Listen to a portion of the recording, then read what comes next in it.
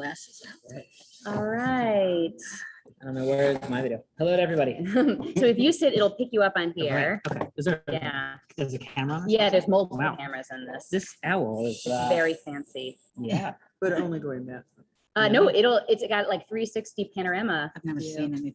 It's You should look at the video. It's cool. You know what? Wow. You're right. I did not. Wow. Well, The I'd people rather who sit feel at that. the table. Yeah. Do you want to share? Should we share the? Yeah, I'm going to share the source Okay, sheet. great. Yeah. So I just want to say welcome to everybody who is joining us here in person and here on Zoom. And we're also streaming to YouTube. So who All right. knows who's got it then. So good evening. So we've got 8 people with us here on Zoom. So altogether we're like 12, 15 people, Nice which is man. lovely. So I met Arie in 2012, I think. I think so. At a minyan that we often davened at weekdays and Shabbos. What is the name of that minyan? So it's Yeah. So it's in Baca. And I think it's been that long since we've seen each other Yeah. in Wow. person. And you were a Schefter student then, right? I was. Yeah. Yes. And so I'll let you, I'm gonna hand it over to you to tell who you are. get a and your mouse bio. clip since I've seen you. Oh yeah, that's true. And you as well. So Yeah, a lot has changed in this time. amazing. I know, wild. You have kids and fantastic. Well, I'm gonna hand it over to you to teach for the So, evening. thank you, Rabbi, Yes. for having me. And it's nice to see those of you who are joining us on Zoom and to see those of you who are here with us in person. New face as well as some familiar faces, which is always very, very fun. So my name is Arie Hasit. I come from a place called Maskeret Batya, which is actually yesterday celebrated its 138th birthday. Wow.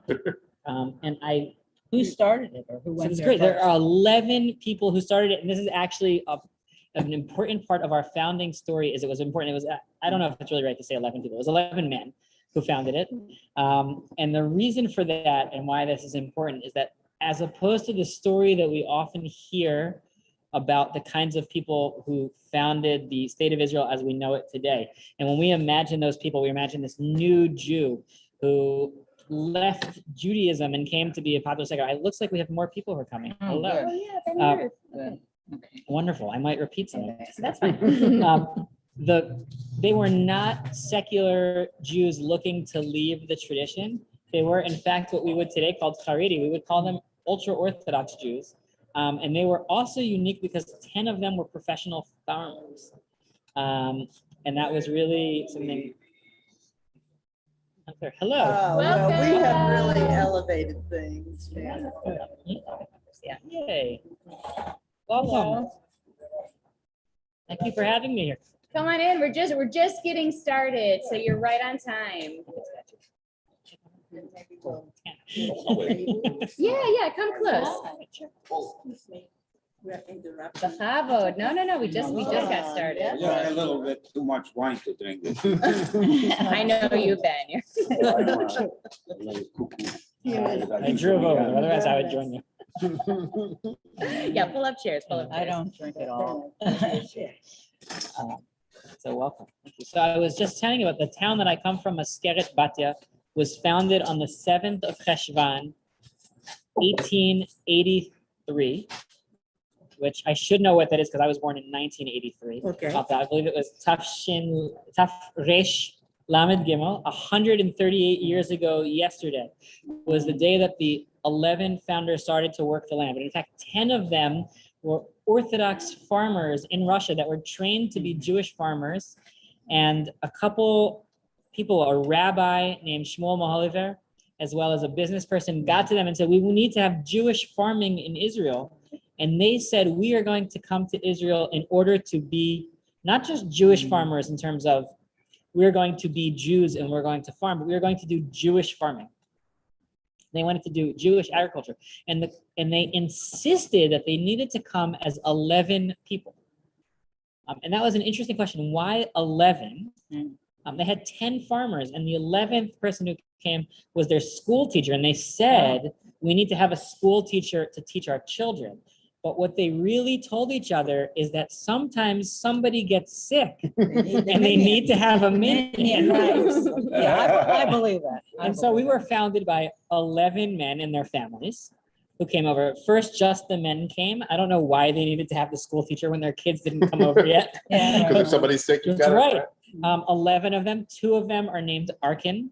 Can Wow. tell a little story that they apparently have a famous cousins who are actors here. In named Torah, there's an Alan Arkin. and Adam. Yeah, Yeah. So yeah. maybe Heard they're, of them. right. Yeah.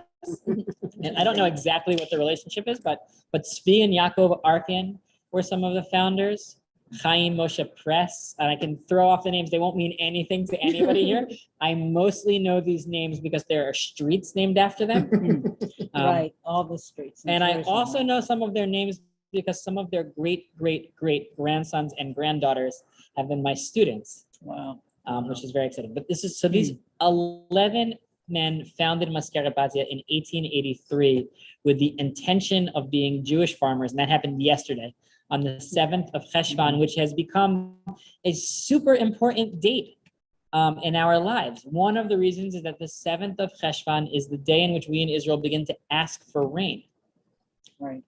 Right, in the Amidah, in anywhere in the world that's not Israel, Mhm. you ask for it on December 4th. It is, as Yeah, far as right. I know, the only Gregorian date with any significance Yeah. in Jewish law. We in Israel ask for it in Cheshvan. The idea is that the pilgrims who had come up to Jerusalem for Sukkot can get home by the 7th of Cheshvan, Right. whereas in Iraq, in Babylon, where they were living, it was really bad if it rained earlier than the middle of the fall, toward the winter. And so they said that it has to be around the sun, and that's why it was this date. So the 7th of Cheshvan is important for that. It also is what's celebrated as Yom HaAliyah, the day celebrating Aliyah, because of this week's Torah portion, reading about Abraham, who was the first Oleh, the first person to make Aliyah, together with Sarai and his Right. nephew Lot. And so that was also celebrated yesterday. And I celebrated that here in the United States by distributing Krembo, and I apologize to Gita. that I did not Wait, wait, Krembo. distributed what? Krembo, which What's is an that? Israeli, like, what's it called?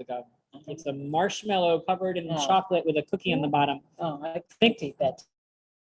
Too sweet. Right. So for whatever reason, Israelis use peanut butter in their salty snack of bamba, and they replaced the peanut butter cup with a marshmallow cup. And that was basically what it is. So Maskeret Batia was founded, like I said, 138 years ago. And what I think is so interesting is it was founded as a pioneer town. And what that really meant was, first, that they really learned farming. They went to Mikveh Israel, which was the farm school not far from Tel Aviv, and they learned how to farm, and they were supported by the same wealthy Jew in Europe who supported all of these agricultural efforts, Rothschild. Right, and Baron Rothschild started 2 towns, one that he named after his father and one after his mother. He named the town after his father. If you are a wine fan, you might know Zichron Yaakov. Right. Yaakov, or Jacques, was his father, and his very traditional mother, who was named Betty, or in Hebrew, Batia, and he asked for Maskeret Batia to be named after her. What does Maskeret mean? Maskeret means a souvenir. Oh, okay. My Hebrew isn't perfect. So Zichron and Maskeret both have the same root of Zayin Kaf Resh, meaning to remember. Okay. And Maskeret Batia, a can we have souvenir of one of Batia. Please. Thank you. And this was this pioneer spirit. And this pioneer spirit really came about in 1889. I'll share this over here. Here we go. And you can see from a newspaper called Facets, one of these Hebrew newspapers, and then another Sorry. 9 or 10 of them. There was concern that Maskeret Batia was going to go under. It was called Aker, or Ekron back then. Right. And the concern was that, in fact, these ultra-Orthodox farmers wanted nothing more than to keep the laws of agriculture, which are only kept in Israel. Right. And there are a handful of those laws. Some of them is that all of the produce that is raised, a certain amount has to be tithed in memory of the Kohanim, because we don't have a temple. We take that tithe and we throw it away because we're sad about the fact that it's not a temple. I could have brought some for you. There's some water. Oh, Getting water some and. tissues. Lauren is doing it. Oh, okay. I was Hello, afraid that- welcome. I'm sorry. So some of the produce. I'll get my hat out of the way. Are you okay with it? That No, I not do my work. wasn't sure where we were. That's why I have my mask on. I took mine off when others were outside. So one of the laws is that we take some of our produce and we take it aside for the Kohanim. And because the Kohanim are not working in the temple, we get rid of that altogether. One of the laws is we put some aside for the Levites, and they are allowed to enjoy it, but not they themselves, but their animals can. So one of these like popular trivia pieces in Israel is that the biblical zoo in Jerusalem is owned by a Levite, so that people can take their produce and give it to the animals so it doesn't go to waste. And the third piece, which we're in right now, is that the land must lie fallow every 7 years. The land gets a sabbatical year. And this is a big challenge, because how do you let your land lie fallow when you're trying to make a living as a farmer? Especially in your first year. 1883, the land was founded. In 1889, there was a sabbatical year. How do you do this? And there was we in Judaism love our legal fictions, right? On Pesach, what do we do on Pesach? Pretend to sell our chametz. We pretend to sell our chametz, Right, exactly. right. One year I tried to really sell my chametz. My wife and I actually get rid of all of our chametz minus a couple bottles that I have that are more than a couple and are worth a lot of money. And so What kind of chametz is whiskey. Liquid. Oh, Whiskey. I'm sorry. And so I don't. and I had a friend who was the Jewish scholar in residence in a Christian ecumenical college in Jerusalem, and I asked him if I could sell the whiskey and actually bring it over to them so that it wouldn't be a legal fiction. I felt so horrible. I said, I can't sell my whiskey to a Muslim when they're not allowed to own it. Right. So I tried to sell it to a Christian, and my friend said to me, no problem, but I can't guarantee that you'll get it back. So I said, that's absolutely fine, but then I'm not going to sell it for $1. I'm going to sell it at its value. And they were not willing to buy it at that price. So we love our legal fictions. There's in fact a joke about the great leaders of all the movements, Reformed, Conservative, and Orthodox, sat together and realized that smoking was killing our people, and that they've all put out an edict saying that smoking was forbidden. And the Reform rabbi says smoking is forbidden, but it's not really a problem for us because nobody follows Jewish law in Reform Judaism. And the conservative rabbi says that smoking is forbidden, but it just means that he, as a rabbi, will not be seen smoking in person, and only the rabbis have to follow the law. And the Orthodox rabbi says that smoking is forbidden. Everyone is shocked to see on Tuesday that he is smoking a cigarette. And they said, you guys take the law seriously. He goes, no, it's okay. I sold my lung to my non-Jewish neighbor. My father was a smoker. And that's what they say about the sabbatical year, is they have what's called a heter mechira, a permit to sell. And even though we don't believe that we can sell, I mean, what we do or not believe is not the point, but traditional Jewish law says that we don't sell the land of Israel to non-Jews, but we sell it to a non-Jew in name on the eve of Rosh Hashanah before the sabbatical year, because non-Jewish land is allowed to be worked. And that way, our farmers don't go out of business. And it's an interesting ethical question. So I, for one, would be perfectly happy to buy my produce from non-Jewish farmers during that year, but I don't want to be boycotted the Jewish farmers no more than I want to boycott the non-Jewish farmers. I would like to buy equally. So what do? Some people will only, my father-in-law, who does not like legal fictions, prefers to buy his produce from abroad. But one of the beauties of living in Israel is that you can eat local produce, have a lower carbon footprint, support local economy. And so you don't want to do that. So no solution is good for as long as we take this law seriously. But these farmers said, well, we're going to do exactly what we're commanded to do during this 7th year. We're going to do something else. And we're just not going to farm. And Rothschild said to these farmers, you better work this year or we're going to take away all of your funding, because I'm counting on the success of this town. And 2 of the 10 farmers, I believe at this point, actually a few had joined. I think we were up to 17. 2 of them worked the land. The other 15 said absolutely not. And they were in fights with Rothschild's representatives in Israel, but they were able to raise money from people who supported this real, genuine commitment to Jewish law in Europe. And they made it through, and they did not die of starvation, thank God, during that year of 1889. And you can see here all the newspaper clippings about the people who rebelled against Rothschild, right? What a story of people who got their funding from the wealthiest philanthrope in all of the Jewish world and said, we didn't move here to ignore Jewish law, we moved here to keep Jewish law. Right. And that pioneer spirit allowed them to maintain their connection to Judaism. As the years go by, the population of Maskeret Batya changes a little bit. They did not break the sabbatical year during those years. Today, their descendants are still farmers in Maskeret Batya to a certain extent, and they do what everybody else does. But at that time, they were very proud of this, and this was very important to them. And that was the name that we got. And in fact, one of the descendants is doing his best to really promote this story about the sabbatical year, because it's so important to him that we remember where we came from. What I take from the story is that the pioneer spirit is really alive in our town. And what does it mean to be a pioneer today? I don't think that it means necessarily to go out and be a farmer. And there's like sort of a sad joke in Israel that, all these kibbutzim that were founded to show that we have Jewish agriculture, the people who actually are working the land are all Thai workers who come in from Thailand. And so, the Zionist dream is no longer about working the land ourselves.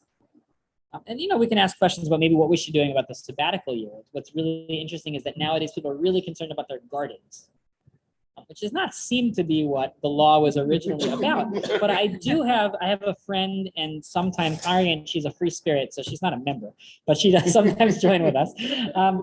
And she started a group called Shemitah Yisraelit, the Israeli sabbatical. And 7 years ago, she was able to raise enough money to forgive the loans of all the people who couldn't pay off their loans for the 7th year, which was part of the rule of sabbatical. So we are still there. And this year, we're really focusing on climate change and how we can use this year to think about our relationship with the land. So this is not just in Maskeret Batya, but across the Jewish world and the Israeli world, because this is so important. I want to talk about what does it mean to be a pioneer. So Maskeret Batya changed over the course of 138 years. In the 1930s, the Hawili family came over from Tripoli. They changed their name first to Shvili and then to Shalev. And they became an important part of Maskeret Batya. Maskeret Batya was no longer a place for only the children of Russian immigrants. It became a multi-ethnic town, all Jews, but both Ashkenazim and Sephardim. Which was a change. Where is it geographically? Great question. Thank you for asking that important question. Maskeret Batya is 35 minutes south and a little bit east of Tel Aviv. Think major swampland. It's muggy but wonderful. It's very close to Rehovot. It's probably the place that people are familiar with, or Hulda maybe, which is a kibbutz that Amos Oz lived in, also very close by, just on the other side of Kvish 6 of the Israeli toll highway, which abuts our town. We can get to Tel Aviv in 25 minutes by train and 35 minutes by bus to Jerusalem. So that's where we are. Just really swampy. Do you have big problems with mosquitoes? Any mosquito feels like a big problem with mosquitoes, but thank God we don't have a malaria problem or anything like that. We have a riverbed that sometimes the water just stays there and the mosquitoes come, which is not.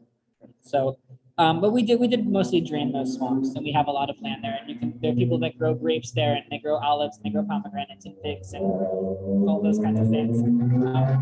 Before we moved into our apartment, while it was being built, my wife and I lived in a little caravan on the edge of a field that had eggplants. And it was nice, and the workers used to throw over some extra eggplants to our home every day at the end of the day when more than they needed. So that was a fun little thing. So yeah. I have a cousin who's in the Moshav. He's a farmer. Wow. And in the year of the Shemitah, a rabbi comes, he says a blessing, he gives them some money, and he continues farming. That's it. That's the heter mechira, right? That means that he has sold his land for that year. He is not the owner of that land for that year, and he can continue to work it. And I personally will eat those vegetables.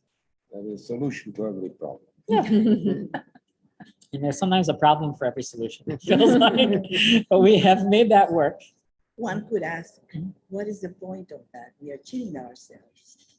We are living a lie. I mean, is it ethically right to do that? Why don't we accept that we cannot stop a country from operating? It's a great question. I think, and maybe I can't speak in the name of other people because I have a complicated relationship with this mitzvah. First of all, I've never owned land that I've worked. I'm in a job where I hope to get a sabbatical year at some point, right? Many rabbis are able to get sabbatical years. It probably will not be in my 7th year, which is only a year away. But I'm hoping at some point to have one. In Israel, actually, teachers get sabbaticals. Any teacher who works for the education ministry gets a sabbatical every 7 years. And they can, and that I think is a great application of this. I don't know. I think that there is something about knowing that we have this law on the books and finding a way to work with it, which I think is very important. There is another option, which is where somebody sells their land to the Beit Din of rabbis, the rabbinical court. And then what they do is they don't sell any of their produce for the year. Rather, they give their produce away and they get paid for the transportation. And for some strange reason, transportation costs 10 times as much in that year. But what happens is that food actually gets what's called the kedushat shvi'it. It is a holy produce, and you're not allowed to waste it. And that way, I think it's actually really beautiful because if you know that everything that you buy, you have to be really careful not to waste. I think it gives us an appreciation for the land. Because one of the reasons why we let the land lie fallow is that anybody can come in and take the food. And if we're conscious of the fact that we waste food 6 years out of 7, and that 7th year we can't because religious law dictates that we must have every bit of it, and hopefully that will make us a more conscientious consumer in the future. So it doesn't always work that way. There are sometimes gaps between Jewish law and derech eretz and doing what is right in our world, but hopefully that's something that we can learn together. So that's a great question. I came to Maskeret Batya 6 years ago with my own pioneering dream, and I want to share with you a little bit, and that's where our learning comes in tonight. Because over the years, the town changed. So first, there came the North African immigrants, and they changed a little bit. And you might know that Israel is not always a place of a melting pot. Sometimes it's more of, sometimes we would say a salad bowl where the things coexist together and maybe all taste good when they're together. And sometimes it's more like oil and water. But actually, they made it work. There was one synagogue for many, many years. It's the Great Synagogue of Maskeret Batya. It was the only one. And in fact, when I taught the great-grandson, I've been very blessed to teach a lot of these great founders' great-grandchildren and great-great-grandchildren and what have you. When I taught the great-grandson, I wondered if I needed to bring in some North African piyutim into his bar mitzvah to make it sound more North African. And he said, no, my grandfather went to the Ashkenazi shul. Everything is fine. that's what we had back then. In 1948, as more immigrants came from around the world, many of them did not choose where to settle, but were settled, and they were settled in Maskeret Batya. And we suddenly had a Moroccan population, a Yemenite population, and also a large population from Tripoli, from the capital of Libya. And then in the 1980s, also an Ethiopian population, and the town grew out in certain directions. In the 1990s, they started building nicer areas, and our bourgeois population started to grow a little bit more. And now we number 18,000 people. And our needs are different. And a lot of those people, brought in their own synagogue. So there is a Moroccan synagogue. And over the years, that Moroccan synagogue grew to have a Moroccan synagogue and a breakaway Moroccan synagogue, because that is Right. our Jewish way. Right. A group of people built a synagogue called Yishai, which stands for Yachad Shiftei Yisrael, that all of the tribes of Israel are together. As a friend of mine likes to joke, if they have Shachrit in the morning that is Sephardi, then they make sure that they have Musaf, which is an Ashkenazi doing Sephardi. But it is a place that's mixed, and it's actually a very beautiful synagogue, and I will say a very loving and warm place. They're strict in their Orthodox observance, but they're very welcoming. Our town, of course, like any place that has 2 Jews, has a Chabad. And lest we think that one Chabad is enough, we have a And I like both of the Chabad rabbis, and I have gone to both of their services. I've never seen one of them at the other ones. But, so the town has grown and our needs have grown. We started with one school. It was called the Maskeret Batya School. As the town grew, there was a need for more schools.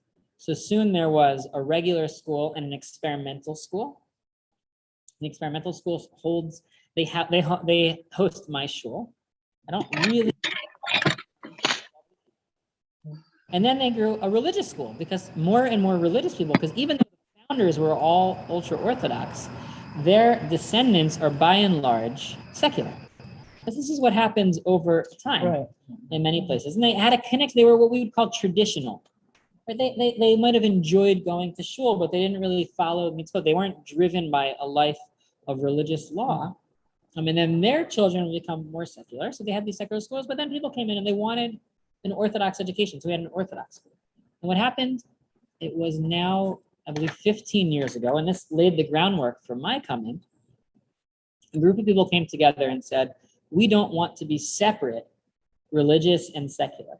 I think this is something that is so obvious when you're sitting around the table in Sandy Springs. Because I believe Weber is a community day school. And I know that you were one of the founders of Weber. Steve was, yes. Steve, okay. They say in Hebrew, ishto kegufo, and so we will say the opposite, that your husband is you. So that, we understand living in an American Jewish community that we all need to be together. But in Israel, things can be so sectoralized, where if you're religious, you go to school together. And if you're a man and you're religious, when is the first time you might meet a secular Israeli in a meaningful way? In the army. And if you're a woman and you don't serve in the army, you don't go to the you don't go to the army, right? My wife did 2 years of national service. We sometimes joke that her littlest sister, there's 2 brothers and 3 sisters in my wife's family. Only the littlest sister went into the army because their school was so small C conservative that they would have kicked out any of the little sisters had the older ones gone. But by the time the youngest one was around, she could make her own decision. Wow. And while I say it as a joke, I actually think that was the case. And so you might go a whole life without really meeting people who are different from you, even if you live in the same town. And so a few people got together and said, this is ridiculous. We want our children to be educated together, because why in the world is the fact that this family doesn't drive on Shabbat and that family doesn't keep kosher, why should that stop their children from learning math and science together?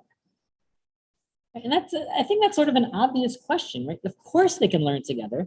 And they said, let's build a school and we're going to have 4 hours of classes together and we're going to have an hour and a half of time apart, right? What do the religious people do every morning in this school? You can guess. They pray. Right. The non-religious people have what's called mifgash, which means meeting. Which to me sounds very Quaker, and I don't think that was intentional, but that was, what they're doing. And they're meeting together. They're learning. They're having a spiritual experience. They're studying something. They're talking. They're doing something meaningful as a group. And the other kids are praying. The religious kids are praying.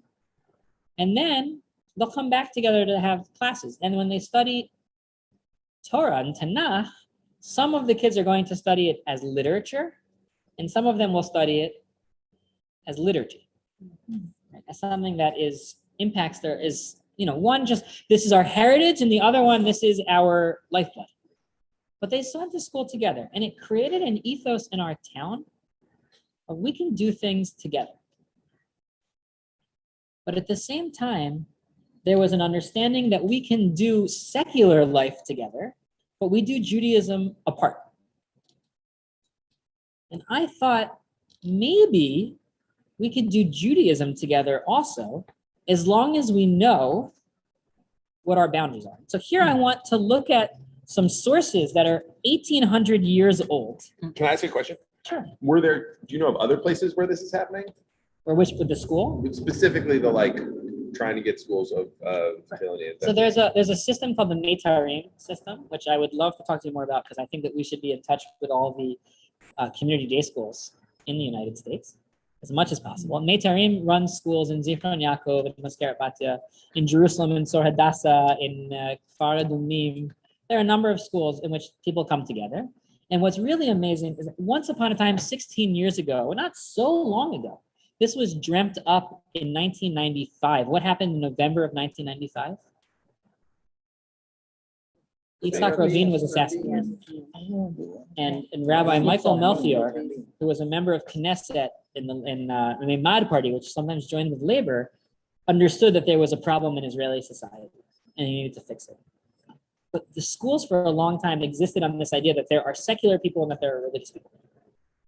Whereas in fact, first of all, there's a whole other category, even leaving out Arabs and ultra-Orthodox, who are also obviously part of our society, but there are people who are called Masorti, or called traditional, right? Many of them from the Middle East or from North Africa, who don't quite identify as secular because they might go to shul, well, not shul, they're called Beit Knesset, every single Shabbat, but then they'll watch the soccer game or drive or take a motorcycle. There's even a story of a rabbi who used to, after shul, would take his tustus, his moped, to the football game in Bat Yam. Not a reformer conservative rabbi, but and this was being left out. But the other thing is that even if you're secular and even if you are religious and you fit neatly into those categories, that means an infinite number of things, right? Because I remember when I was meeting people in this town, and people would say, well, we're religious, but we watch TV on Shabbat. Somebody else would say, we're religious, but we tear toilet paper on Shabbat. Right? And those two people, well, both are like, well, we're not quite as religious as the other people, and they're all levels. And somebody would say, well, we're secular, but of course we have two sets of dishes. Right? And it's like everything is so, or somebody else who said, we keep kosher, but we have only one set of dishes, but we never cook meat or milk at the same time. Right, so identities are complex. So that wasn't quite happening, but now Meitzarem's system is realizing that identities are complex, and they're giving room for that as well. The question of how can we be together?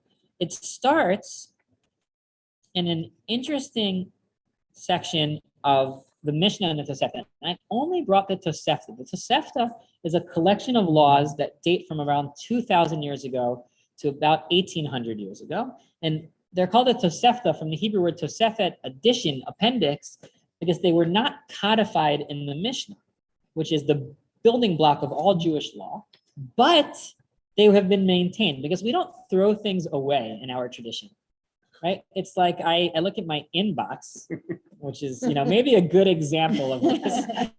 I archive everything. I probably could save myself the extra money that I pay Google if I knew how to delete. But I archive everything. And that's the same thing in our tradition, is that we archived everything. So the Tosefta has these different teachings, and they all come back to us in the Talmud, which begins at around 200 CE to 400, 500 CE. And there's something amazing because there's this utopian story of Beit Hillel and Beit Shammai, the legendary academic opponents. And everything was wonderful and great. And they said that, and the Mishnah says that they believed in this and they believed in that and they believed in this and they believed in that, and they built families together and they ate in one another's homes and everything was hunky-dory, which is a little bit too simple. But the Tosefta brings something else. Would anybody like to read for us? And this is a great opportunity. I'm so into this owl. If anybody on Zoom would like to read as well from the Tosefta Yevamot, and we'll all hear you wonderfully. And I just think that's neat. So. Yeah. Kathy, do you want to read? Also, you got it bigger on screen than we have. I'll read. Sure, I'll read. Great. I can make it a little bigger for you too. Hold on. Kathy. Oh, it's big enough. It's Jacob's. Right, I remember that. All right, go for it, Kathy. all right. Even though Bet Shammai and Beit Hillel disagreed regarding co-wives and sisters, an uncertain marriage, an old get, writ of divorce, betrothal with a peruta, and the case. I'm sorry? A pruta is a small sum of money. And the case of a man who divorced his wife and then shared a room with her at an inn. Bet Shammai did not avoid taking wives from Bet Hillel, nor Bet Hillel from Bet Shammai. Pause you for a second. What does that mean? Let's unpack this for just a second. Why is the Tosefta telling us about all these strange cases, right? The sister wives and the betrothal with a pruta and a man who divorced his wife and then was alone with her in a place that opens up intimacy, that invites intimacy. Why are these all relevant cases? They affect marriage eligibility. Exactly. They affect marriage eligibility, not for those people, but if a child was born out of any of those unions, right? Beit Shammai might hold that they're a mamzer, and an illegitimate child who cannot get married to a legitimate child in our tradition, and Beit Hillel would hold that they're illegitimate. And if they did the opposite, if they held the opposite way, Beit Hillel would hold that they're a mamzer, and Beit Shammai would hold that they're legitimate. Think about this tricky situation. For example, when a man dies childless, what does his widow have to do? Marry the brother. He has just to Levirate marriage. He has to levirate marriage and marry the brother. But that is not always considered to be the right situation. And we learned from the book of Ruth that in fact that was not what happened. There wasn't a brother because the brother had died, but even the next of kin didn't want to impregnate Ruth. So what happened? He took off his shoe and she spat, and it's a strange thing. And in fact, that's how today we deal with this situation, even today in 2021. Beit Shammai didn't like that. Beit Shammai preferred levirate marriage. But levirate marriage sometimes involved a man being intimate with two sisters, because it was common until even today, two brothers might marry two sisters. And even though Jacob did it, the later Jewish law forbids a man from sleeping with two sisters.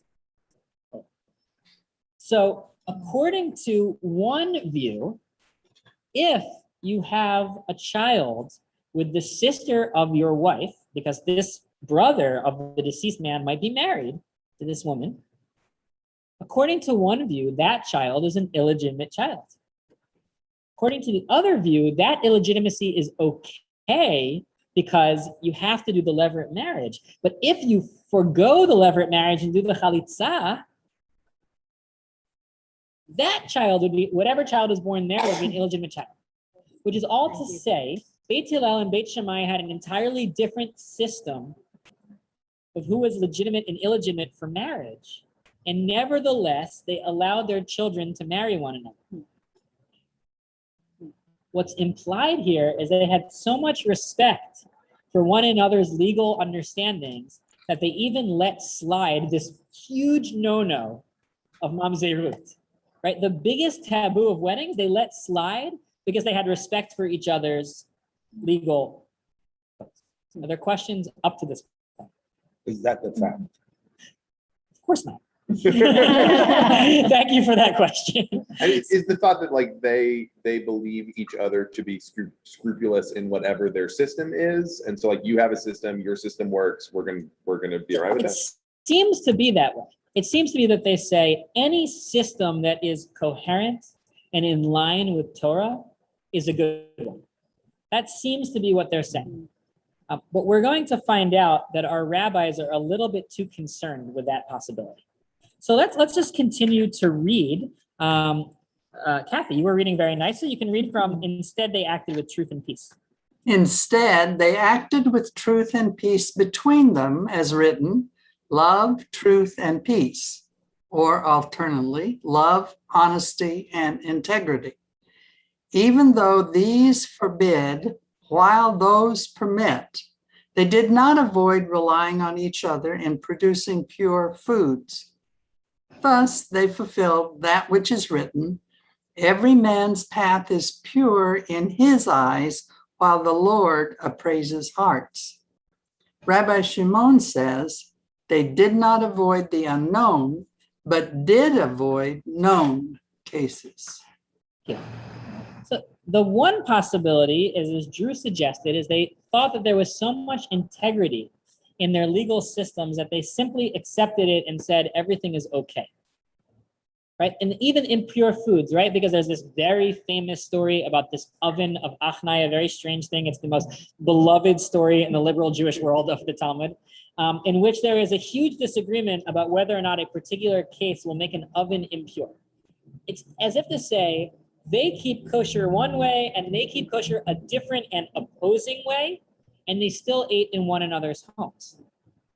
And this could be absolutely beautiful because they respect each other's systems. But Rabbi Shimon doesn't like that possibility. Rabbi Shimon simply says they didn't always assume that there was a problem, right? Because even if I have a different understanding of what makes an illegitimate child from my neighbor, not every child born is born to some bizarre case of a man who had to have levirate marriage with his sister-in-law, right? Sometimes it's just the same, right? Two people get married and have a kid, and I want my child to marry that child, and that's okay. So Rabbi Shimon is saying we didn't always assume that there was a problem, but if we knew that there was a problem, we would stay away.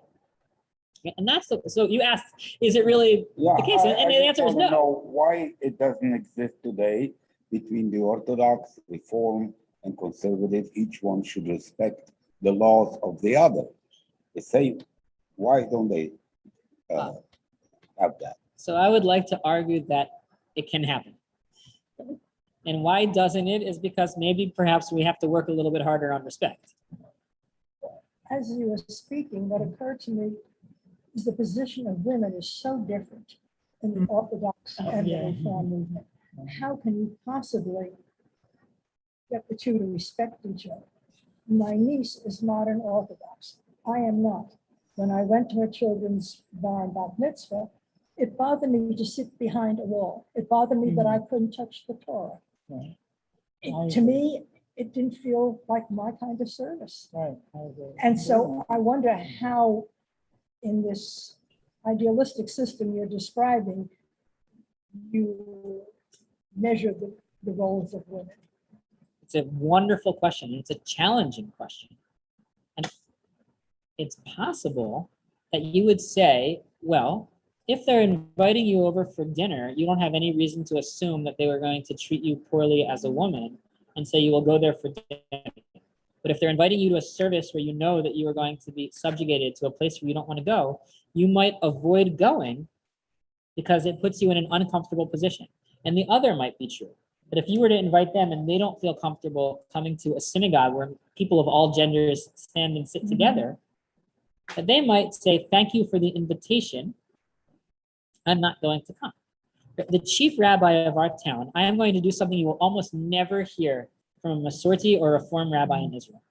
I will speak highly and nicely of the chief rabbi of our town. I really like him. I think he's a good guy. I think he's a funny guy. I think that he's polite. We had a Hachnasat Sefer Torah. We brought in a Torah to our community 2 years ago. A very exciting moment. And I sat there and I said, how can we celebrate a new Torah in our community and not invite the chief rabbi of our town? I said, I know that he's not going to come. And I don't want to invite him for this gotcha moment of saying, we tried and you said no. And I don't want to put him in an awkward position of asking him to do something that he's not going to want to do. So I went to a friend of mine who used to go to the Orthodox synagogue. Now he goes to what's called a partnership minyan, which is a synagogue with a mechitza, but where women read Torah. And he'll sometimes come to my shul as well. And his parents are active in the Orthodox synagogue, and his daughter, whose wedding I officiated, comes to my shul. Right? A beautiful pluralistic family. And he said, Arie, come with me and we'll go ask him together at mincha. So we went to shul there together and I invited him. The first thing that he did, which I thought was kind of funny, was he looked at both of us and he said, I'm so happy to see you here. It's never too late to do tshuva. To repent. Right? Because we had left our non-Orthodox synagogues to come. Part of why I love that is because he was comfortable with us enough to say that.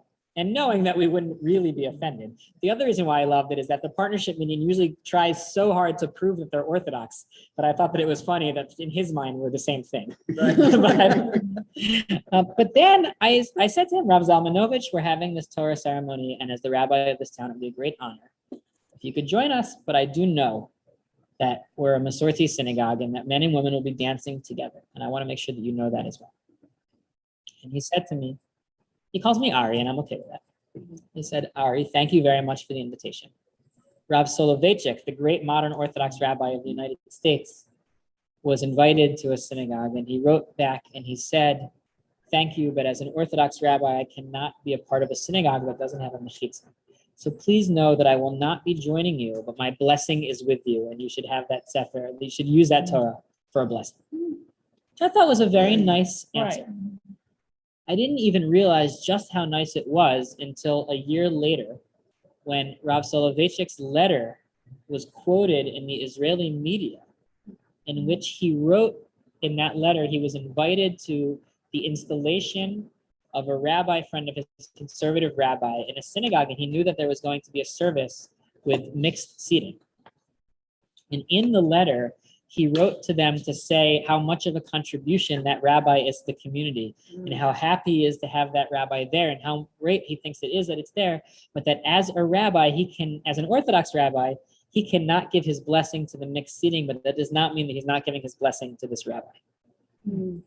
Right, so I think that it can be enough to say, let's know when we stay apart. When we know that something is going to be wrong for us, we don't have to always accept it. Of course, there are going to be times when we hope that all people will say, my love for my family comes first. When my father-in-law was invited to our daughter's baby naming at the synagogue where Rabbi Henderson, Lauren. okay, right, where we met. It starts with rabbi. Okay. Where Rabbi Lauren and I met, it was a completely egalitarian synagogue with women participating equally, and the men and women together. And we had it at 7 o'clock. So he went to Minyan at 6 o'clock. And he prayed the way that he wanted to, and then he was with us at 7 o'clock. And I thought that was a nice sort of compromise. So if somebody is not willing to compromise with us on anything, then there's no room for dialogue. Right. But sometimes I think we can say, if we know that something is going to be uncomfortable for us, we don't have to always respect it. And sometimes we're going to put ourselves in an uncomfortable position because discomfort is okay when there's a greater value. And we hope that people of all sides will do that. And I can't speak for people who aren't me. So I can't tell you whether, we can't paint anybody with the same brush, because there are going to be plenty of people who are to our right and to our left who draw their lines wherever we draw them, and I don't know where they're going to be. Very liberating what you just said. Okay. The Talmud is never happy with one way of looking at a story. Right. And in fact, we're going to look at something that really, really challenges what we just read, because I gave this beautiful Talmudic vision of pluralism, but another part in the Talmud says, absolutely not. We must have one set of laws only. And that's an Eruvin. Who would like to read for us? This is the bottom English on our page. I'll read. Please. Okay. Rabbi Abba, citing Shmuel, said, for 3 years, Beit Shammai and Beit Hillel disagreed. These said, the law should be according to us, while those said, the law should be according to us. Then a bat kol was pronounced. A bat kol is the heavenly voice of God. These and those are the words of the living God, all the living words of God, and the law is according to Beit Hillel. But since these and those are the words of the living God, why was it granted to Beit Hillel that the law be established according to them? Because they were tolerant and meek and related both their own words and Beit Shammai's words. Moreover, they placed Beit Shammai's words before their own. Thank you. But this is saying that in fact there were all these disputes between Beit Hillel and Beit Shammai, and they couldn't come to an agreement. And at a certain point, this heavenly voice came out and said, the law is according to Beit Hillel. And I think that in order to understand this, we have to understand that the law here is not religious law, but is civil law. Not to say that it really was, but in the minds of the Talmud, the law has to govern an entire society. So let's say for a second, and we're not going to talk about politics, but that Beit Hillel and Beit Shammai are Democrats and Republicans.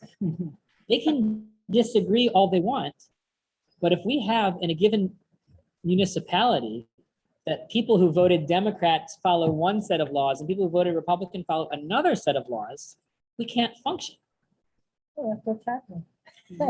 Well, and it's bad, I think. It's a good analogy. Right? And so it's not about, because if it's orthodox and conservative, then okay, fine, what we do in our house and what they do in their house. But if it's really the lawmakers making a law for a society, we can't have one society with two different laws. And so they say, well, they had to come out with an answer. And so, in fact, the divine voice comes down and tells us that we must follow Beit Hillel. There is one problem with this that we all know from our lives, which is that Jewish law continues to be filled with disagreements. Right? We all know the famous line, 2 Jews, Three opinions. 3 opinions. Right. Right? And our law is such that there are going to be disputes. So the Talmud says we need to all have one way of living, but we know that the Jewish world is filled with different things and different understandings and different laws. And these are even codified. The Shulchan Aruch, the classic source of Jewish law today of the last 500 years, has on every page Sephardi custom and Ashkenazi custom. But it is built into our system that we follow things differently, even before there was such a thing as Orthodox, conservative, Reform, Reconstructionist, renewal, neo-Hasidic, post-denominational, trans-denominational, non-denominational. Right? That this is, our system is built on doing things differently. So on the one hand, we want to say that, first of all, we can, and I think this is really beautiful, we can understand God's word in different ways and it's still God's word. I like to quote what I learned from Avram Infeld. He said this about 18 years ago and it changed my world. He said that pluralism is understanding that the entire Jewish people stood at Sinai. And when we say that the entire Jewish people stood at Sinai, we don't mean only the ones who left Egypt. We mean all the people who were born Jews afterward and all the people who became Jews afterward, and every single Jew of all generations was at the foot of Mount Sinai, and we heard God's voice, except according to the Torah, God started to speak and the people said, we've heard too much, Moses, you need to stop. And what did the people hear? God started to say, Anochi Hashem Elokecha, I am the Lord your God. And the people heard the Aleph of Anochi, except the Aleph of Anochi, an Aleph doesn't make a sound. An Aleph is what we call a glottal stop. It goes, and so the people heard only the glottal stop of God. And Avram Infeld said that what it means to be a pluralist is to know is that every single Jew heard God's voice in a slightly different way. And they're all the living words of God. And I find that so powerful. So yes, of course, the way that Beit Hillel understands and the way that Beit Shammai understands are both the living words of God, but a civil society needs to have a law. It can't just have ideology. And so the Talmud says, God came down and told us, this is what we have to do. But of course, this is not the end of the story. And this is where I'm going to teach us the Yevamot on the back, page 2, because it is very complicated. I've learned it many times to try to figure it out, and we're going to work on this today. Rav says, Beit Shammai did not act on their opinions, whereas Shmuel says they certainly did. Right? They're asking, wait a second. Beit Shammai, they had their opinions, but God told them that they have to follow Beit Hillel, so that's what they did. Right? I voted for a particular political party in Israel. This year, it turns out that almost anybody who voted got their party in power at least once because of it. But sometimes, my parties have been in and sometimes they haven't, but I follow the law more or less. Except for when I officiate a wedding. That is illegal, and I do it anyway. But yeah, whether or not the party that I voted for is in power, I follow the law, right? Beit Shammai, they have their opinions, but they, Rav says they didn't act on them, where Shmuel says, of course they did. When was this? What is the time that Rav and Shmuel are arguing over? Rav and Shmuel are also, they're like the leaders of Babylonian Judaism. They argue about everything. They're asking, when is the period in which they may or may not have acted according to their opinions? Was it before the Bat Kol? Maybe it was before the Bat Kol came down and said to follow Beit Hillel. Then what is the reason for holding that they did not act in their opinions? If it was before the Bat Kol, then obviously Beit Hillel held by Beit Hillel and Beit Shammai held by Beit Shammai. If, however, it was after the Bat Kol, what is the reason for holding that they did? If the Bat Kol had already come out, how could you possibly argue that they continued to hold by their own, that Beit Shammai held by their own laws?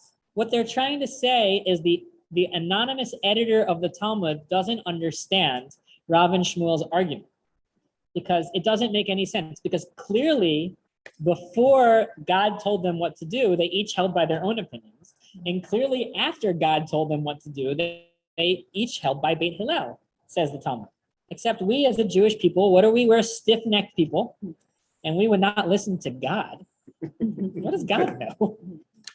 If you wish, the Talmud is setting up ways to understand this argument. I can say it was prior to the Bat Kol. And if you wish, I can say it was after the Bat Kol. I'm going to set up both scenarios for a second. If you wish, I can say it was prior to the Bat Kol, assuming that Beit Hillel constituted a majority. Even if God hadn't yet told Beit Shammai to follow Beit Hillel's laws, if Beit Hillel was the majority, Beit Shammai should have followed the laws. Just like in today's civil society, God doesn't need to tell us. We have a democracy, we vote, and the people who are in power create laws, and we're all supposed to follow them. And that's the same thing here, they're saying. Those who hold that they did not, well, Beit Hillel were a majority. Those who held that they did can explain, we follow the majority only when both sides are equal. Here, however, Beit Shammai were more astute. This is something funny. We only need to follow the majority rule according to this text if we think that the majority is sharper and smarter than the minority. But if the minority is clearly the more intelligent group, I am not going to American politics on this one. Right. Or Israeli politics for that matter. Yeah. Hello. So they say, well, actually Beit Shammai can continue to follow their own laws because they really were a very sharp group of people. And that is the tradition that we hold about Beit Shammai, is that they really knew their stuff. So let's try, if you wish, I can say it was after the Bat Kol.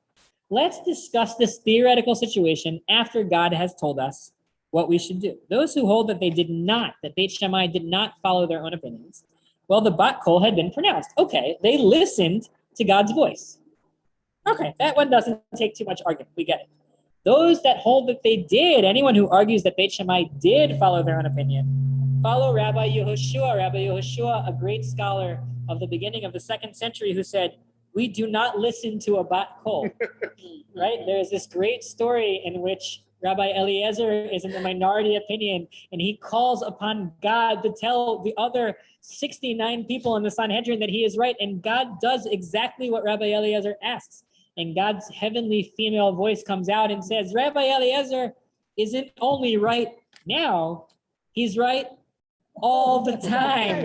And Rabbi Yehoshua, he was known for being a man in terrible shape, right? He is, excuse me, this is not meant to be insulting, but he is known for being extremely overweight, gets up on his feet, which is a noticeable and notable moment.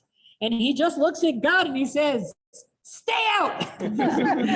He says, Lo b'shamayim hi, and Rabbi Yehoshua quotes the book of Deuteronomy, in which it's trying to say that the Torah is not in heavens, but is something we can follow here on earth. And he takes it out of context and says, we are not interested in what God has to say, because we are real people who have to deal with real issues. So they're saying Shammai just ignored the Bat Kol because they followed, by the way, Rabbi Yehoshua, who is the student of none other than Hillel. And Eliezer, of course, is the student of Shammai. So everything is turned on its head right now. And Shammai doesn't need to listen to God because Hillel already told them, God, stay out of it. Said Abaye, a further student, you shall not become, I skipped a little bit. Regarding those who hold that they did, we might cite the verse, you shall not cut yourself up meaning you shall not become divided into factions. I think that this probably should say that they did not, excuse me. Yes, okay. So they say that they didn't listen to their own opinions, because even though the bat kol doesn't matter, they were told not to be split up into sects, right? They wanted to be one Jewish people. So even though they thought they were right, and even though they didn't have to listen to God, and even though they were smarter, they did the honorable and nice thing, and they went with the majority just to save Jewish unity. Fat chance, but that is what the Talmud is suggesting. Said Abaye, you shall not become divided, only applies to two courts in the same town. One ruling according to Beit Shammai and one ruling according to Beit Hillel. Right? Abaye is about to create a federalist system in which, in a given town, you have to have one set of laws. And you cannot have two courts in one town, one of you saying that the speed limit in a residential area is 25 miles an hour, and the other one saying that the speed limit in a residential area is 35 miles an hour. That you can't have.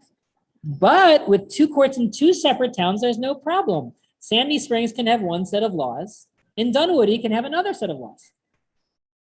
That not only is that acceptable in the Talmud, that makes sense to us, right? What happens in Georgia isn't exactly what happens in Alabama, and it's not what happens in Florida. And of course, what happens in the United States is not exactly what happens in Canada. We have borders, and as long as we have borders, we can have separate laws. Rava retorted. Rava is, of course, Abaye's arguing partner. But Beit Shammai and Beit Hillel are like two courts in the same town, but we're one people. So this doesn't count because we are, as a Jewish people, like one municipal boundary. How can you say that there are two? Rava therefore said, you shall not become divided only applies to a split court in one town, with one faction ruling according to Beit Shammai and another ruling to Beit Hillel. With two separate courts in the same town, there is no problem. As long as people always go to the same court, it's okay for them to rule differently, right? Two different districts can be part of one. Okay, I'm getting out of my real horse here with what American politics. But if you have, right, two different states can have different laws even though they're part of the same country, and that's okay, right? Your only problem is when the smallest unit needs to have one set of laws and you have two laws, and that cannot be the case. Because one court has to hold something down. Even if we have a split court, but when the Supreme Court brings down a decision, that decision holds even if there are dissenters, at least until it is next appealed. And that's what they're saying. So really what they're doing is the Talmud is taking out any meaning of don't split up, because the Talmud is saying that Jewish law thrives on disagreement, and we are going to be a divided community, and that's okay. Right? There can be a certain level of pluralism. We can behave differently because we are different people. But now they want to teach us the bottom line of all this. And this is where I find to be something that's really powerful, and it answers your question from before. What's your name? I'm Sandra. Sandra. Come in here, Tashma. Listen up.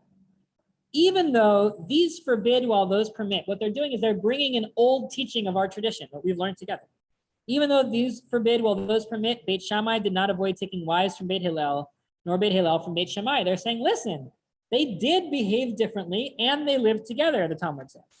If we suppose that they did not act on their opinions, it is clear why they did not avoid taking wives. Okay, well, they had a difference of ideology, but they had the same practice, the Talmud suggests. So of course there's no problem. But if we suppose that they did act on their opinions, why did they not avoid taking wives? The Talmud wants to know, how could they have all married amongst one another when they had a different set of laws?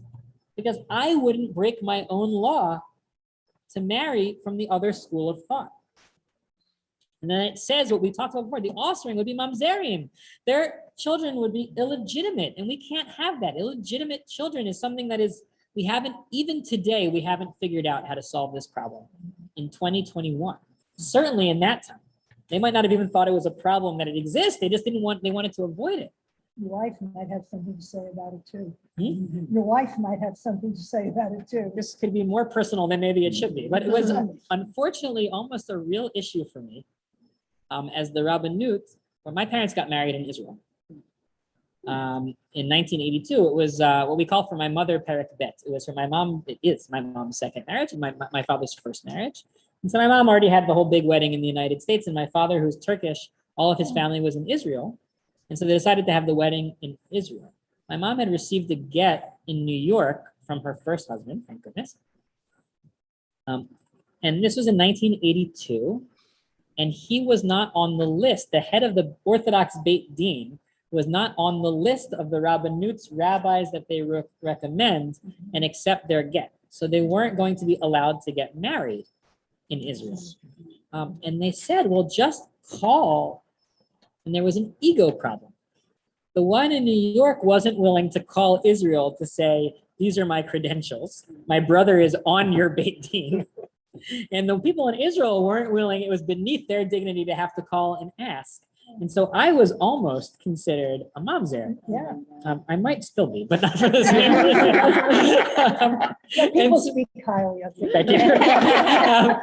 So in the end, the Rabbanut recognized my mom as being kosherly divorced, and there was no problem. And my wife and I decided not to get married to the Rabbanut anyway. But yes, this could have been a real issue of the mamzerium, and it's actually an interesting thing in the way that my father-in-law, who is a mensch, interacts with my parents, who are also mensches, but they have very different religious practices. They say, what would we do? Does this not prove, the Talmud wants to know, if they married one another, this must prove that Beit Shammai followed Beit Hillel, because otherwise they would have a big problem. And then they say something which I find to be absolutely amazing. No, they informed each other of mutually problematic cases and refrained from marriage. What is the answer? The answer is not to be in doubt or not to be in doubt or anything like that. The answer to how they lived together was that they had so much respect for the systems of one another that they told them about a possible problem. That instead of saying it's beneath my dignity to say that my daughter, God forbid, is a mamzer according to that opinion, they would say, I think that she's legitimate, but I know that they don't, and I respect that opinion. And so what happened? When there was no problem, they lived together in harmony. Or maybe I should say, this is going to be a bad way to use music, but when there was no problem, they lived together in melody. They all did the same thing.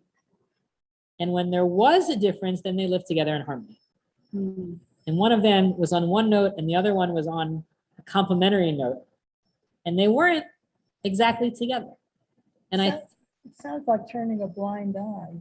But it's the opposite of turning a blind eye. It's actually looking and saying, I think that you won't eat this, so please don't. Yeah. It's when my brother-in-law, who only eats glatt kosher meat, comes to our house, and he knows that I will tell him if any of the meat is not glatt. And so he eats everything in our house because I tell him when there's one thing that he won't eat. So he trusts our kashrut. It's about saying to somebody, right, that if, we would never think about if we were hosting somebody who had an allergy, about hiding from them the allergy in the food. And it's treating ideology the same way, right? That if I have a friend who is vegan who comes to eat, I will make sure, I might not refrain from cooking with any sort of animal product, but I will never serve them those animal products, and therefore they trust that anything that I give them is really 100% vegan. And that can be true with any ideology. So what's happening here today, I believe, is that in fact, what we need to get together and be in one community is mutual respect. You don't need to all be religious.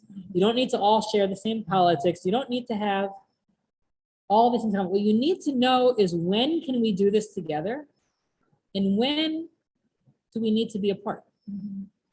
But it seems like it even goes beyond mutual respect because you have to know the inner workings of each other's systems well enough to be able to say, well, according to your ideology, this will or won't work.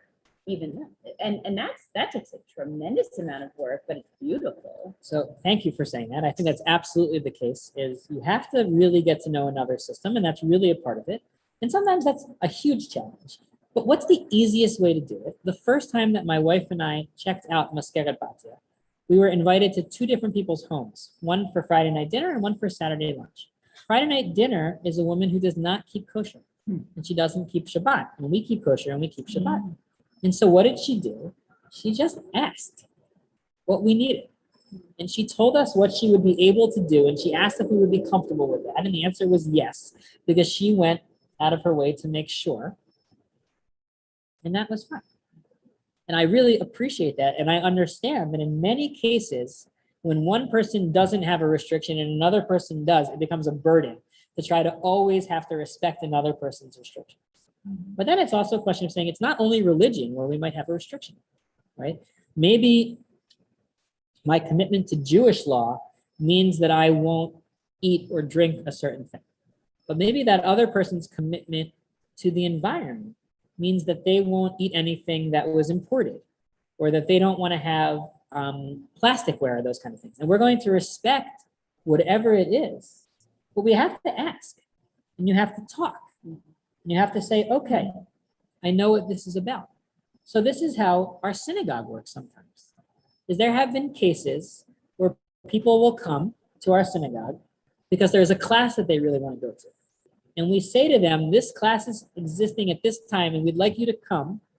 And after the class, we're going to have a service, and the service is going to look like this.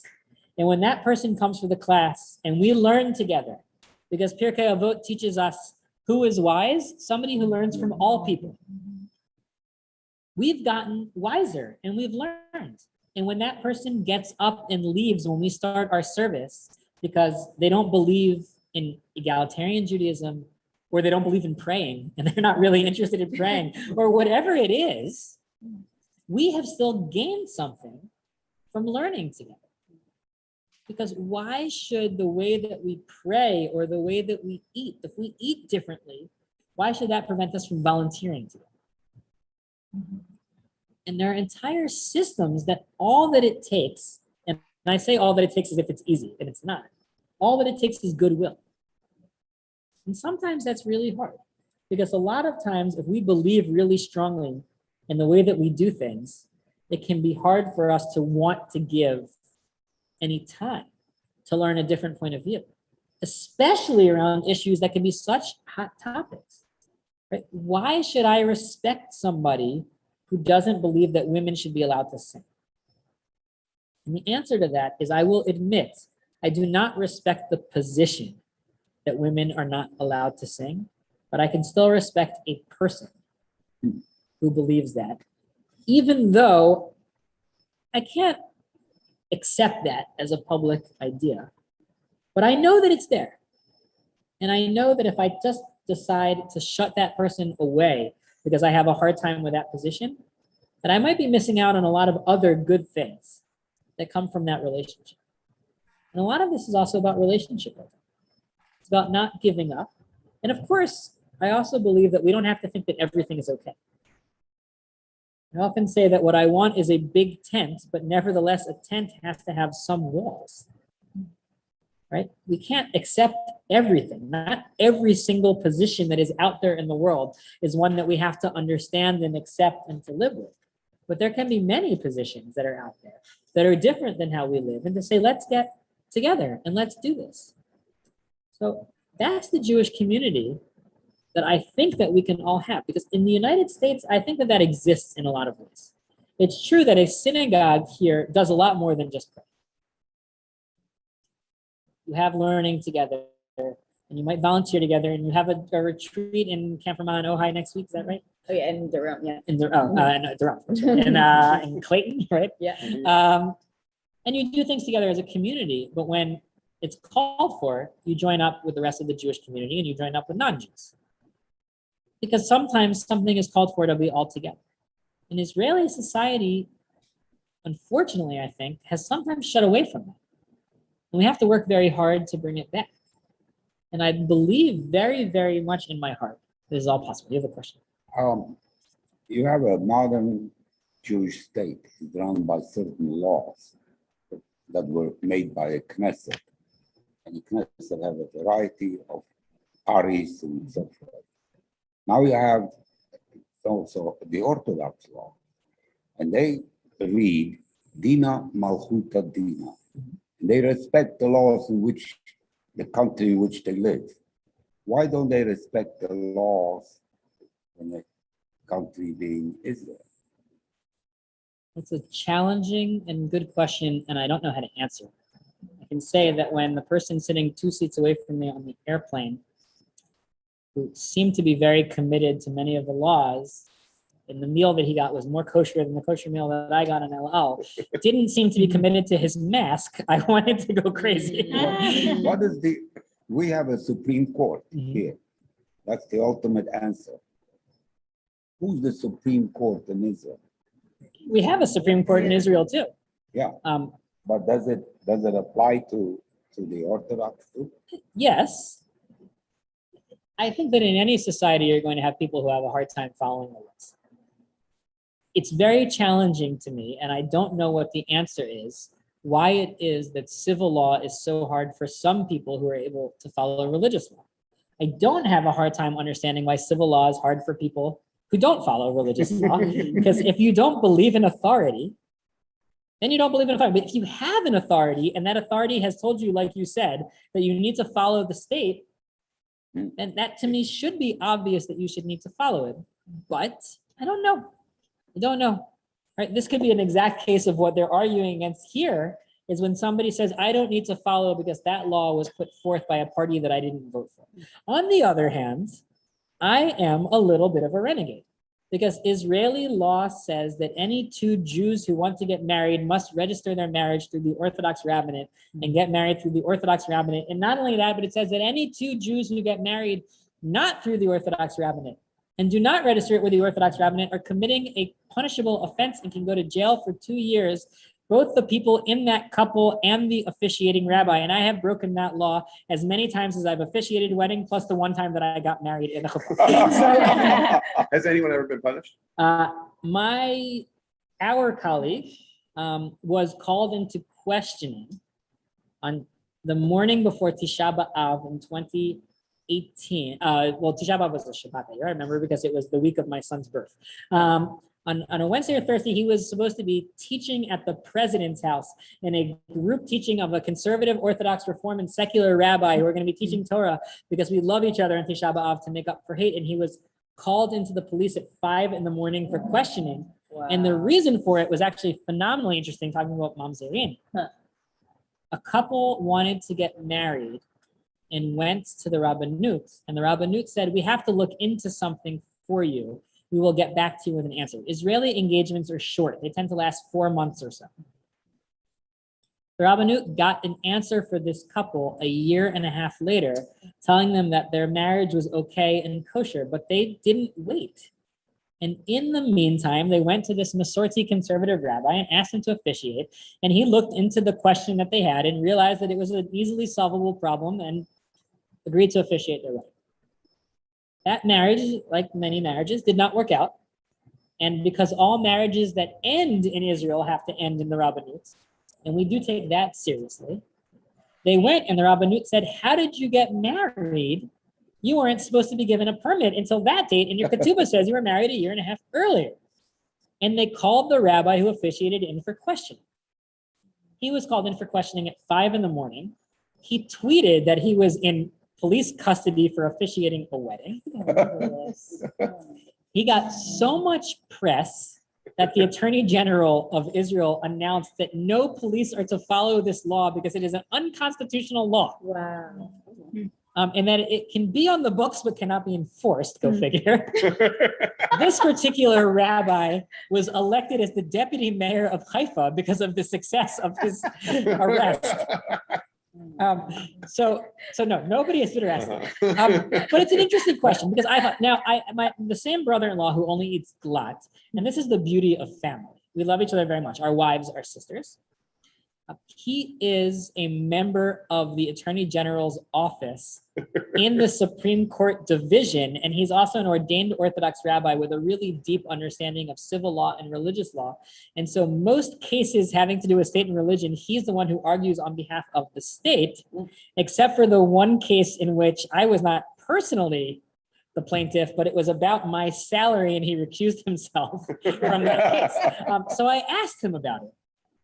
And he said that the Knesset has, the Supreme Court has ruled that only the Knesset can determine what a marriage is, because Israeli civil law says that any two people who are living in a relationship who are not otherwise married to somebody else are entitled to every single right that a married couple is entitled to. And therefore, marriage is a political issue and not a civil rights issue.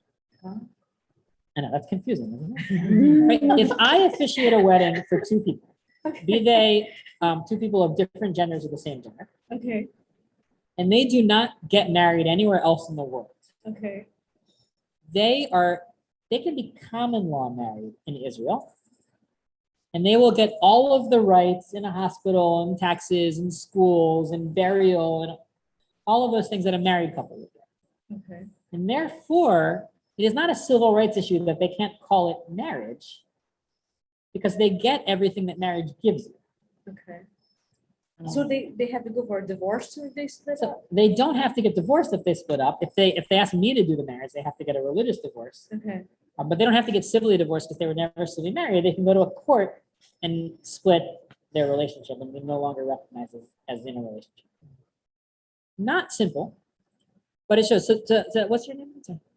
What's your name? Ben. Ben's question about why don't people follow the laws? I don't know how to answer that. I can just answer why I don't follow the law, and it's because I think that it's a violation of people's freedom of religion, and maybe that's their answer. I don't know. But what I do know is I think that the facts on the ground, I've been in my position now this is my 6th year, for just over 5 years. And when I started telling people about this dream, people thought that I had gone nuts. And they said there is no way that any Orthodox people will accept people who are different. And I want to tell you that every year we collect donations. We're a membership-free synagogue. I personally believe that a membership is good for a gym. I wish that I believed that. Membership is a club. And a lot of synagogues need to be a club for lots of reasons. But in Israel, where there are just local synagogues, I want this to be a place that anybody can come to. So we don't have membership and we don't have dues, but we tell people we can't survive without funds. So if you believe in what we're doing, please make a contribution. The state, and this is very weird, but they have to accept some funding for conservative reform rabbis, but the religious affairs ministry will not fund us. So the cultural affairs ministry funds us a little bit, not a full salary, but they pay for 2 months salary of my salary a year, which is something. In order to do that, I have to prove that we have either 40 members or 40 contributors. We've had 70 this past year, and one of them is a member of the Orthodox Rabbi who gives money every year because he says that we are doing holy work and he wants to make sure that we can continue to do that. A couple weeks ago, I had a very moving experience, and it shows why partnerships are so important and that we shouldn't be breaking away. 3 years ago, I got a phone call on a Facebook message, an email, something. I got a message from a woman who had done a fellowship with a man who started a new philanthropy to support rabbis across the different movements. She was concerned because her mother was born in Maskeret Batya, 4th generation Maskeret Batya. And her mother thought that she had a plot in the cemetery, and she was in her 80s and was getting her affairs in order. And she called the rabbi, and the rabbi said, foreign citizens don't just have plots in the city. They cost a lot of money. And he was right, by the way. He wasn't wrong. He was right. But she got very concerned. She said, I have a letter saying that this is mine, but the letter didn't have a stamp on it and didn't have a signature on it. I said, I can't do anything with this. So in a panic, this woman wrote to her friend who was connected to Judaism. He said, Maskeret Batya, state and religion. He wrote to 2 people. His friend, the rabbi in Maskeret Batya, me, and his friend, the rabbi who runs an organization for state and religion called Itin. He said, can you help this woman? I called my friend who's on the city council in Maskeret Batya, an Orthodox woman who pays her dues to our synagogue. And I said, Efrat, this is the story. How can we help? And Efrat said, I'll look into it. And for 6 months, she and I went back and forth with the family in the United States, getting together all the information, going into the cemetery, finding out, discovering that the plot was promised because the father of this woman had remarried and there was an empty plot next to her mother, except that he remarried a woman of the same name as her. So my friend said, wait, she's already buried in the cemetery, but discovered in fact that there was a plot that was there. And she went through and she spoke to people and she got to all of the records of the religious affairs ministry. And she found out that in fact, this grave had been promised and saved for this woman living in Portland, Oregon in the 1980s, and that she had nothing to worry about. And my friend in the city council went to the religious affairs ministry and got an official document and put everything in writing. And this woman in 2018 got a piece of paper saying that the burial plot in Maskeret Batia in this line, in this place, is saved for Alana Arkin Blau. May you live to 120. On Erev Yom Kippur, I get a message from her daughter. Arie, my mother, passed away. And this was quite complicated because she was in Portland, Oregon. And it was Erev Yom Kippur. And it was not easy to get the body over to Israel. But we worked together with the local council, with the Chevra Kadisha, with the ultra-Orthodox body in charge of burial. And this woman, her daughter said, our mom's wish is that she be buried in Maskeret Batia and that her rabbi became me because I had helped her do the funeral. And what was the answer of the ultra-Orthodox Chevra Kadisha? You do whatever you need to and we'll help you with whatever you need to. We were able to get her to Maskeret Batia on an Erev Sukkot at 7 in the morning with her family watching at 9 p.m. on the West Coast with a nice little minyan, an egalitarian minyan made up of people from my shul who wanted to support her and her cousins and her classmates in their 80s. They should live long lives. Brought this woman to her final resting place. And the ultra-Orthodox rabbi looks at me at the end of this wedding, at the end of this funeral, and he said, Yashikoff, I'm going to get your information from Efrat so that you can help us some more. And I said to Efrat, what's going to happen when he finds out that I'm a conservative rabbi? And she said, I think he knows. And the truth is that when we focus on our relationships and when our head says this can work and not we're at war, it can work. And it's not always going to work. And not every story is going to have the ending that we want. But we say in Hebrew sometimes, Am hanetzach lo mefached miderech aruka. The people of eternity are not afraid of a long road. We have to invest in these relationships, but these relationships can go across the board. And our communities will always grow when we say, let's know when we can be together, and let's also know when we have to be apart. We don't have to back down from what we believe in. You don't have to back down from what you believe in. We can meet 80% of the time, 60% of the time, whatever it is. So that's, God willing, how we can show that there really are 70 faces of Torah. That should go. Are there any questions from our Zoom viewers? Yeah. Do you consider all these divisions, Hillel, Shammai, political divisions, religious divisions, as a sign of strength or weakness? Yes. I think so. Yes. I mean, sometimes some of these divisions are good because if we can actually say, you know what, I believe in this and you believe in that, and we can all be together, I think that's a sign of strength. When we need to have such a specific definition of who we are that, you know, we have to have a new faction and a new faction, that's a sign of weakness. When we can't say it's actually good enough that we have 90% common ground. If it's either 100% or nothing, I think that's a sign of weakness. But when we can say we have 70%, 60%, 40% common ground, and that's still common ground, that's a sign of strength. I brought something that some of you might enjoy. It's all in Hebrew, but it's something that I think is very neat. We partnered with an organization called the Luz HaIvri last year, whose job it was to find out about all of these different customs of Jewish people from around the world and to put together a calendar to revive holidays that might have been lost in Israel. I'm going to tell you my favorite one for a second. It's Rosh Chodesh Tevet, the Rosh Chodesh that falls during Hanukkah, and it's called Eid al-Banat. 3 words in Arabic. Eid means holiday, and al-Banat means habanot, the holiday of the girls.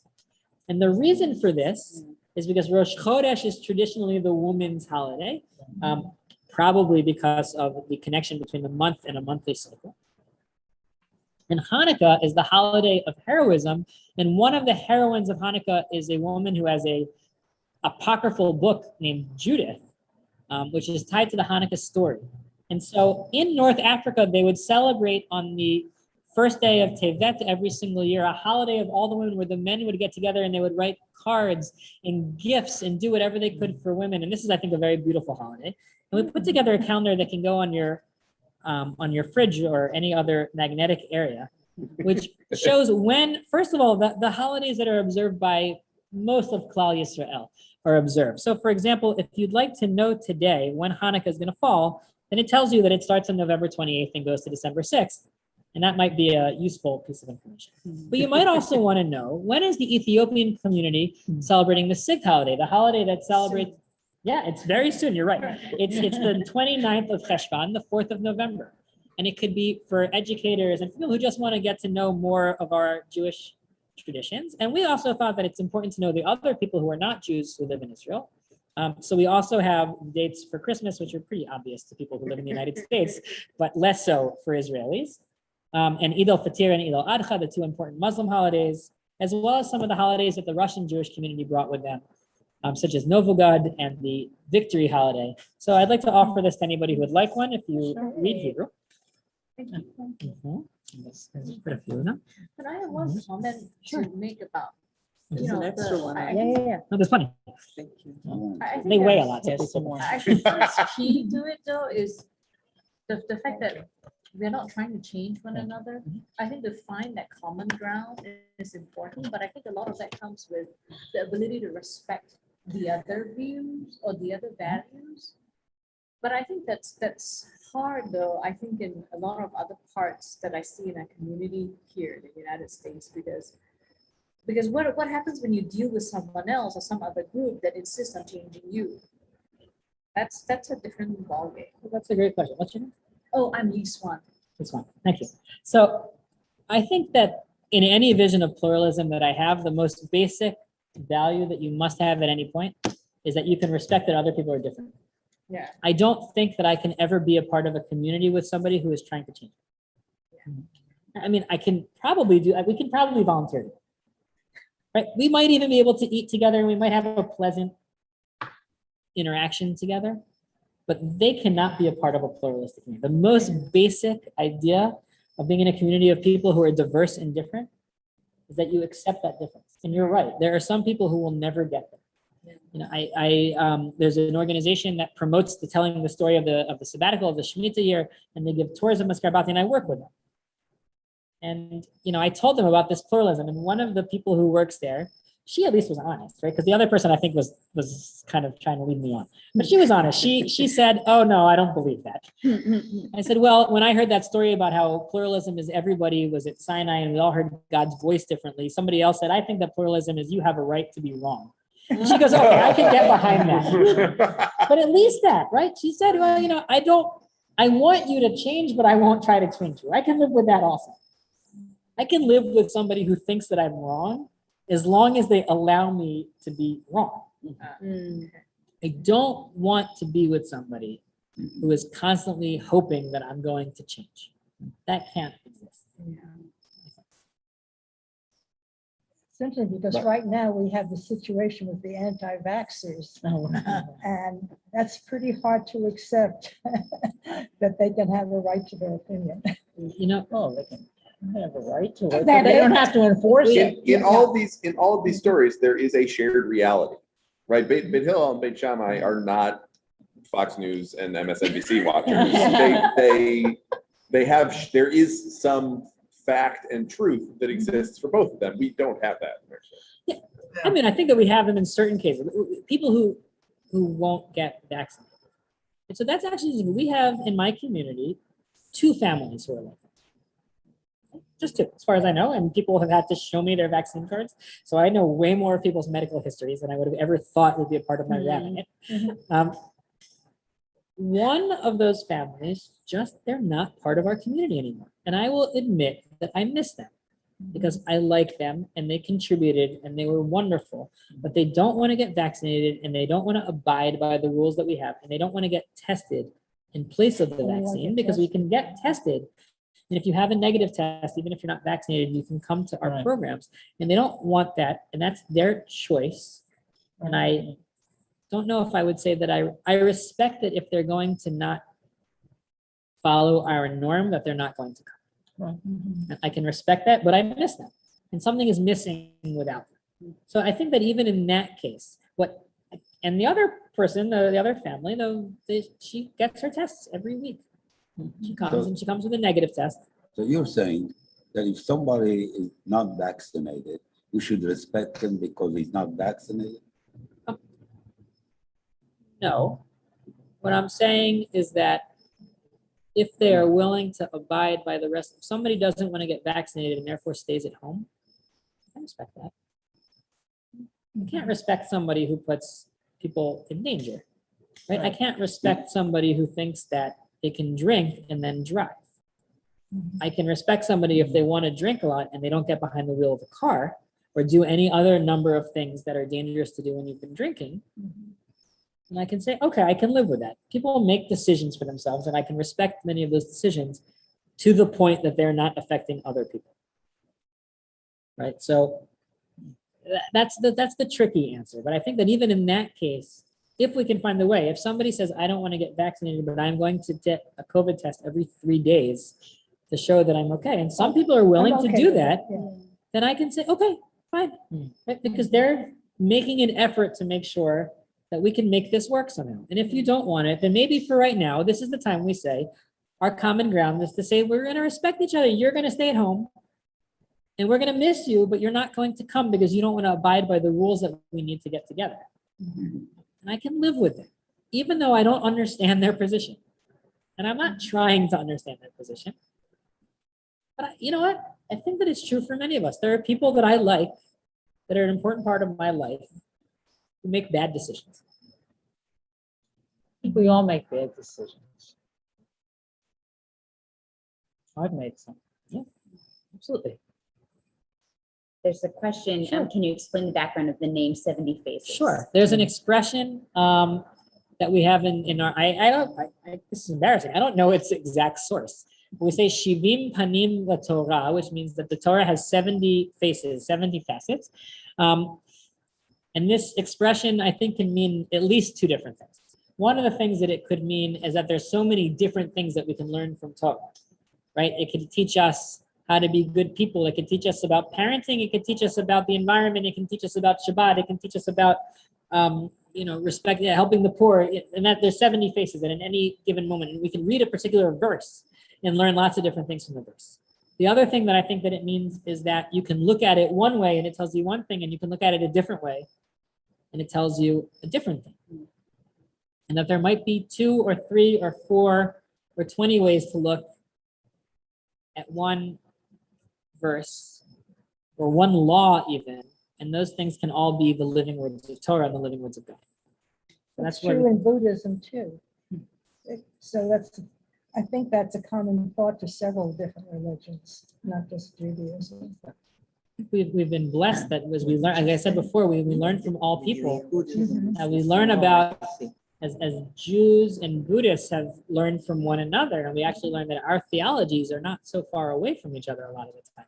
People talk about, a non-dual God, and I'm not very up on this, but, to understand that if God is infinite, then that really brings a lot of what God's word is. Actually, in Arizona, when I was there, the library was featuring a meeting of Jews. Oh, right. And I was so astonished to see people in saffron robes chanting Torah. Yeah, right.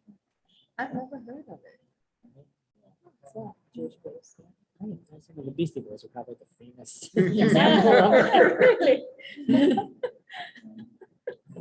Thank you so much. Yeah, Sure, very you. interesting. Very encouraging. Yeah. So Rabbi, you talked about like what is synagogues charging? My synagogue, my main synagogue I belong to here in Atlanta, which is conservative, but like more religious conservative. There's zero, dues are zero for people in a certain age bracket trying to get Jews to come to synagogue and to belong again, just to try. I hope it's working.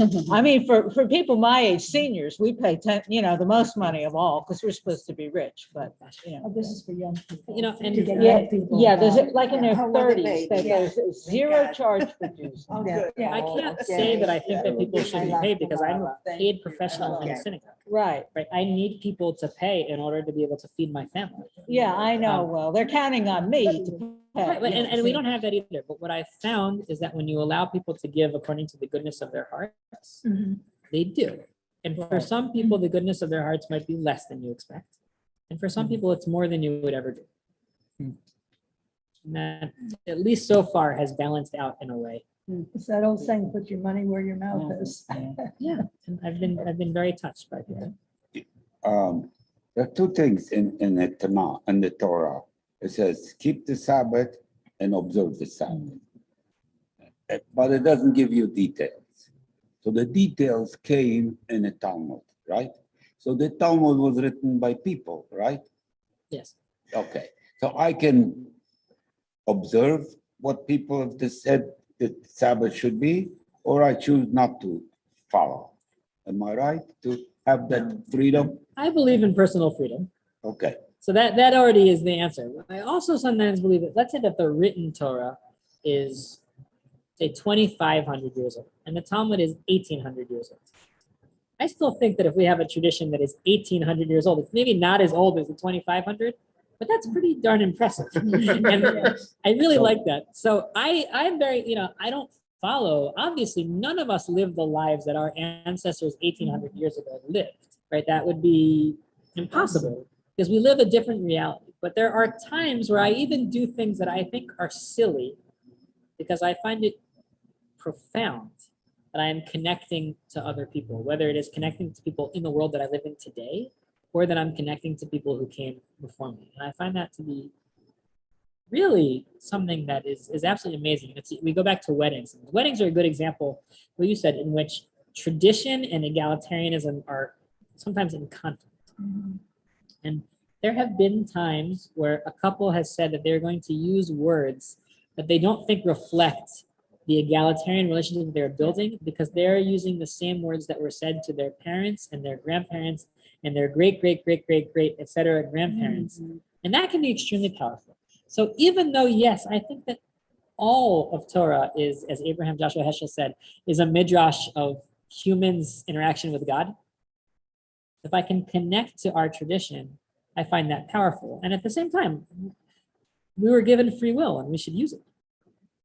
I think there's also a lot of wisdom in their understanding of the psychology of human beings. I may not agree with the laws. The laws are written for a different kind of society than the society I live in. But I think as I read some of the rules, I go, okay, what is it that they're trying to get at here? And I think that they really have a good understanding of human nature, and what jealousy can do to people, what bitterness can do to people, what barrenness can do to a woman. So at least that's how I choose to read the Thank you. laws. 100%. Okay, I hate to ask you again, but my mind is so cluttered with everything. What does mascara mean again? Souvenir. So, I don't know. So care is right, is to remember. I should. I hope you got a chance to visit Mosquera Patria. I know that visiting is not so easy right now, Yeah. but like I said, the people of eternity are not afraid of a long route.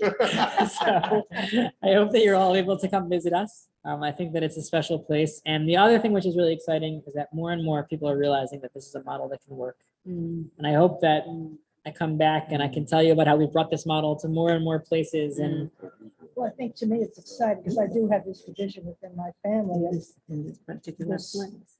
very orthodox branch where everything, if they come into my apartment, I have to be so careful. If I give them a fork, is this fork kosher? And I'm going, oh my Give them God, I've plastic given you silverware. fruit. Yeah, I know I throw plastic now, but that goes against my belief. You're right. and I think Yeah. that's valid. I washed it in hot water. I mean, there is nothing that's gonna stop the sugar aspect of moving on. It's not like, So Rabbi, I have a compliment. You said a perfect race, which obviously I've never conquered. The letter race or whatever.